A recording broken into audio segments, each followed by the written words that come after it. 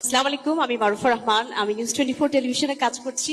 Political reporter basically আমি, তবে বিরোধী দল কভার করেছি বিগত 16 বছর। তো সেই জায়গা থেকে আমি বলবো যে আমাদের একটা প্রতিকূলতা আছে, বিশেষ করে যারা নারী হিসেবে আমরা কাজ করছি, সেটা মাঠে বলি কিংবা নিউজ রুমে বলি। যদি আপনি ক্ষমতায় আসেন বা রাষ্ট্র পরিচালনার জায়গায় আসেন, গণমাধ্যমের স্বাধীনতার কথা আপনারা বলছেন এবং ইশতেহারেও এটি একটি বড় বিষয় হয়ে থাকবে বলে আমরা জানতে পেরেছি। তো সেক্ষেত্রে গণমাধ্যমের নারীদের সংখ্যা যেন আরো বাড়ানো হয় এবং যারা আসে তারা যেন ঝরে না পড়ে, এবং যারা কাজ করছে তাদের এগিয়ে যাওয়ার যে প্রতিবন্ধকতাগুলো আছে সেগুলো আপনারা অ্যাড্রেস করবেন বলে আশা রাখি। Thank you.